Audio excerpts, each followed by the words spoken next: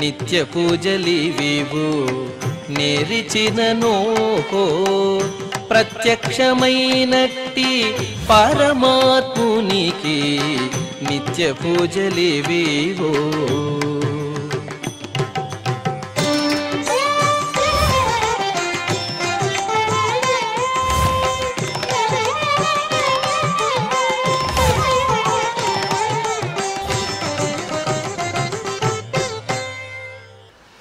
ఓం నమో వెంకటేశాయ. ఈరోజు సోమవారము, శ్రీ విశ్వావసనామ సంవత్సరము, ఉత్తరాయణము, గ్రీష్మ ఋతువు, ఆషాఢమాసము, శుక్లపక్షము, పంచమి తిథి, మఖా నక్షత్రము, జూన్ 30, 2025.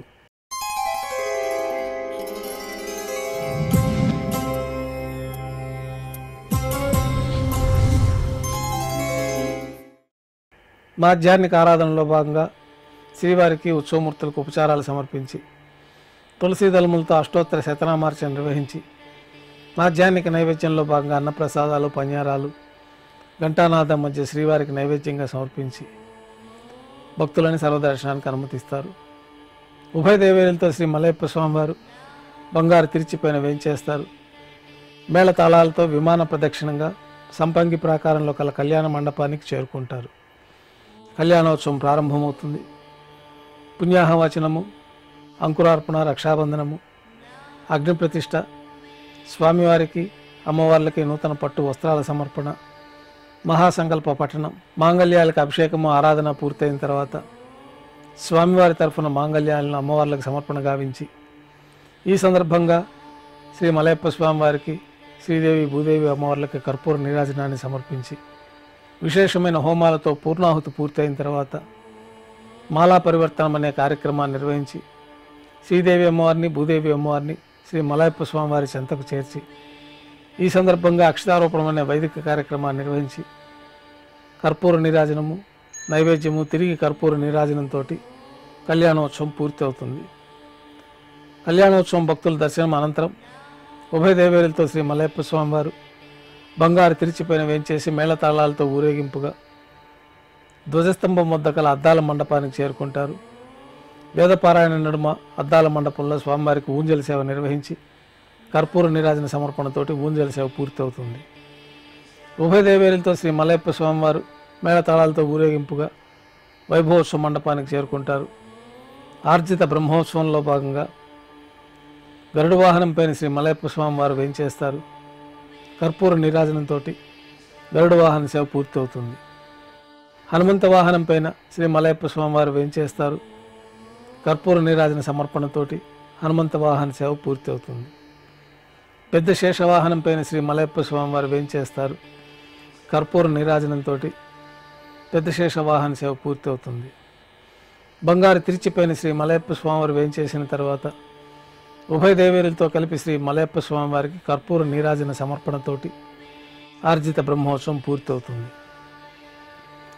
సాయం సంధ్య వేళల్లో 1000 దీపాలతో అలంకరించబడి ఉన్న సహస్ర దీపాలంకరణ సేవ మండపానికి ఉభయ దేవేరులతో శ్రీ మలయప్ప స్వామివారు మేళతాళాలతో చేరుకుంటారు.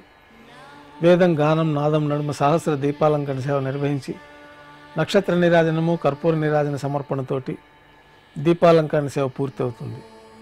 ఉభయ దేవేరులతో శ్రీ మలయప్ప స్వామివారు 4 తిరువీధుల్లో ఉత్సవం నిర్వహించుకుని భక్తులను అనుగ్రహించి ఆలయానికి చేరుకుంటారు.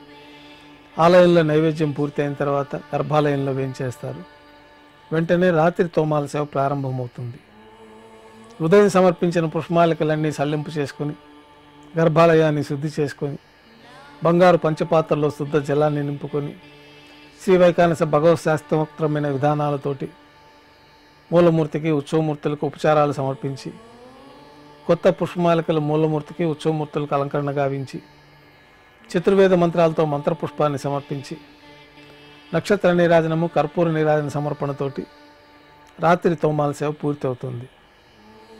తులసీ దళములతో అష్టోత్తర శతనామార్చన నిర్వహించిన తర్వాత రాత్రి నైవేద్యంలో భాగంగా అన్నప్రసాదాలు, పన్యారాలు, దోశ, ఘంటానాదం మధ్య నైవేద్యంగా సమర్పించి తిరువీస నైవేద్యం పూర్తి అయిన తర్వాత భక్తుల్ని సర్వదర్శనానికి అనుమతిస్తారు.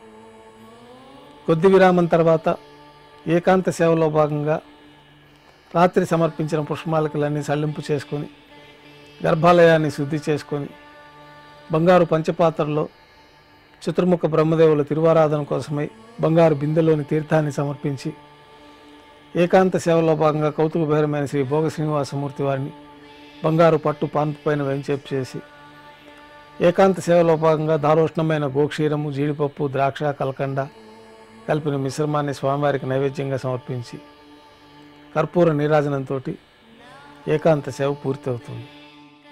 ఓం నమో వెంకటేశాయ.